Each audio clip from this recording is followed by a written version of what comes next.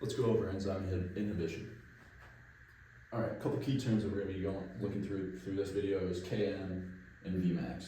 And we know from class that Km is the substrate concentration at 1/2 of Vmax.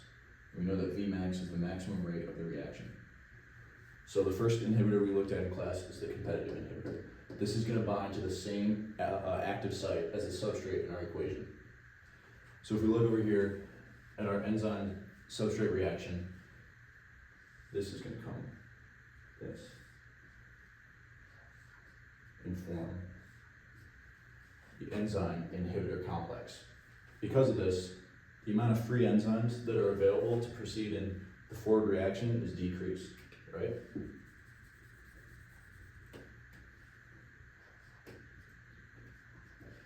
The effective decrease in the free enzymes available is going to in turn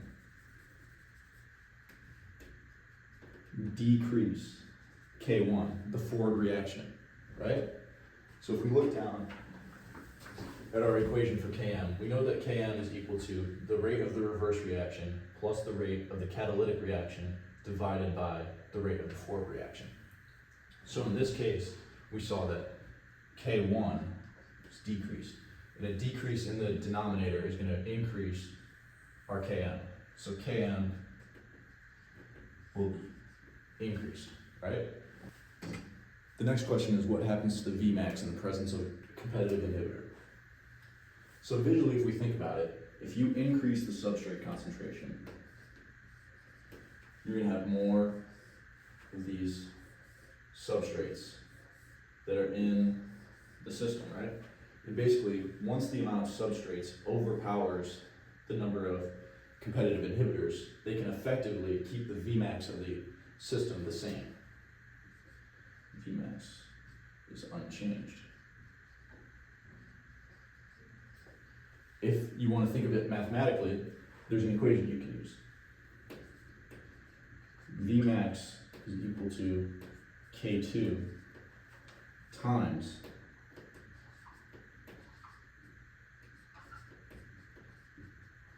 E total. The maximum rate of the reaction is equal to K2 times the total enzyme concentration. And looking back down at our Km equation, we know that K2 remain the same. And even though that this enzyme is getting acted on by the inhibitor, the total amount of enzymes in the system remains the same. So therefore, this is no change,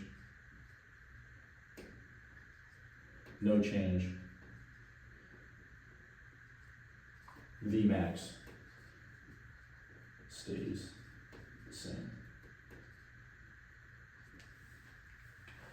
Now we can go ahead and plot the results on the Lineweaver Burk plot. So what we know is that Km is increased, right? The x-axis of the Lineweaver Burk plot is graphing 1 over the substrate concentration, and we know that Km is the substrate concentration, right? So if you have 1 over Km, which is higher, right? That's going to be a smaller number.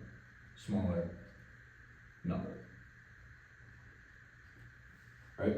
So we're going to plot the x-intercept right there. Okay? And then we know our Vmax did not change with the competitive inhibitor. So we can plot the Vmax as the y-intercept. If we connect the two dots, extend the graph,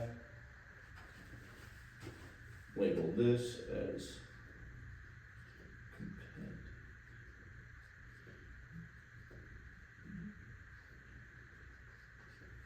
this is the graph for the competitive inhibitor.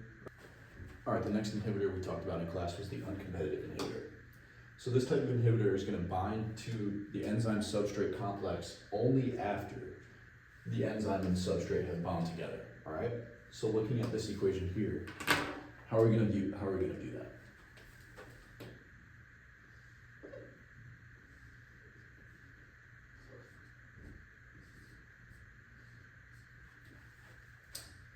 The inhibitor only comes in after the enzyme and the substrate have bound together.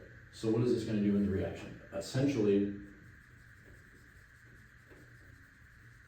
you can view this as a decrease in the available enzyme substrate complex. Okay, so then there's two ways to think about how this is going to affect the reaction, right? Because there is less enzyme substrate, the forward reaction is going to be favored because you want to make more enzyme substrate that you are losing to the enzyme substrate inhibitor complex, right? The second way to think of it is that because there's already less enzyme substrate available, K2 is going to decrease because the catalytic reaction cannot proceed at the same rate because there's less enzyme substrate complex available. So thinking about it in terms of the Kn equation, we know that K1 is increasing, right? The forward rate of the reaction is going to increase to make up for the loss of the enzyme substrate complex.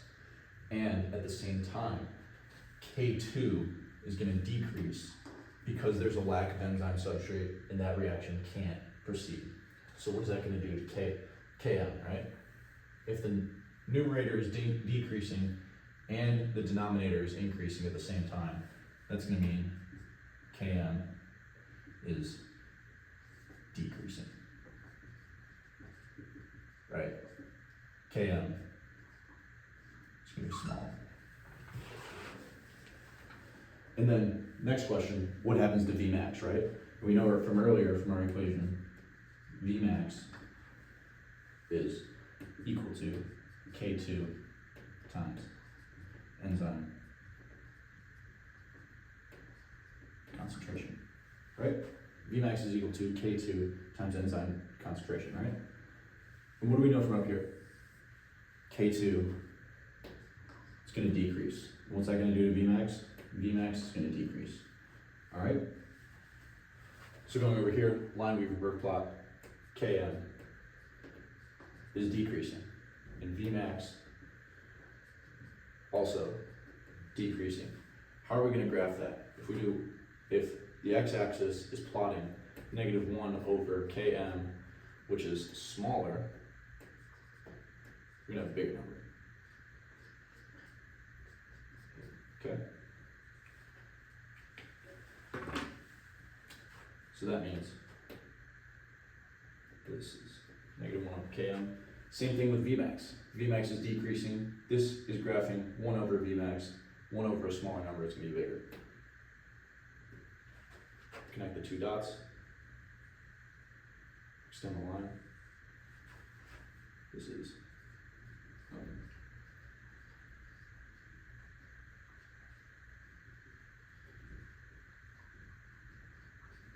that's the chart for the uncompetitive inhibitor. All right, the last type of inhibitor we talked about in class was the non-competitive inhibitor. This one's a little tricky because it can form two different complexes with the enzyme. Let's look at the first example. Here we can see that the non-competitive inhibitor, it actually binds to the allosteric site of an enzyme. So it's not binding to the active site, so it's a little different. In this case, you can see that the inhibitor comes in before the substrate gets there, and therefore it changes the active site, not allowing the substrate to bind. So looking at our equation over here, what's this going to do? This is going to once again create the enzyme inhibitor complex that we thought about earlier, right? Remember, what is this going to do? The free enzymes available, that's going to decrease. That's going to decrease because the enzymes are getting taken up and going into the enzyme inhibitor complex, all right? So what is that going to do to K1? If there's less free enzyme available to proceed in the forward reaction, K1 is going to decrease, right? K1 is going to decrease. Next, we can look at the second way that the non-competitive inhibitor can act. The other way is that it can bind after the substrate has already interacted with the enzyme, but then the non-competitive inhibitor comes in and kind of restricts the reaction from proceeding, all right? So what's happening here is the enzyme and substrate have already formed, and then the inhibitor comes in. So it's going to form the ESI complex, remember that we saw from the uncompetitive inhibitor. And what do we know this does? if the ES is being turned into the ESI, effectively, ES has decreased. And what is that going to do to K2? If there's less enzyme substrate available, it's not going to be able to proceed in the catalytic reaction as it was before. So K2 is going to decrease as well.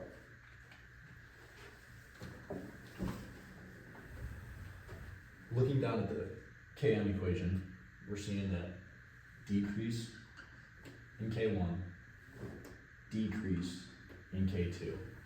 And just for the simplicity of this class, we're going to assume that the change in K1 equals the change of K2. So if these are both changing the same, what is that going to do to Km? The numerator and the denominator change by the same amount, so Km is unchanged. Right? All right. Km is decreasing. Now we want to know about Vmax. Once again, we'll bring back this equation. Vmax equals K2 times E total. Right? What do we say happens to K2, right? ES is forming the ESI. It can't proceed to the E plus P in the end, right? K2 is going to decrease, right? K2 decreases, in turn, Vmax has to decrease.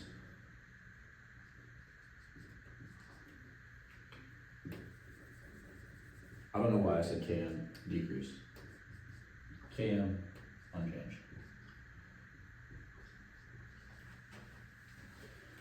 All right, then let's plot these results here.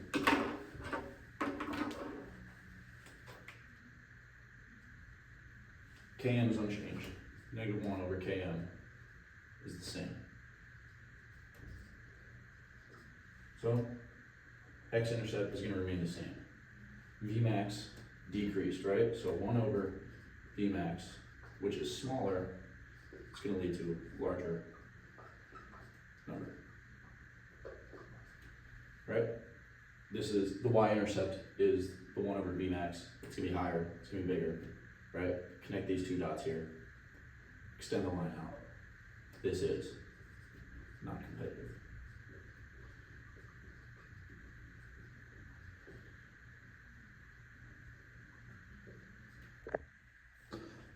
All right, so this is just a little summary chart of what we went over in this video. I won't go into too much depth. You guys can examine it on your own, but basically it's just asking where the inhibitor binds for each type of inhibitor, what its effect on Vmax is, what its effect on Km is, and if the enzyme reaction can overcome the inhibitor with an increase in the substrate concentration. All right.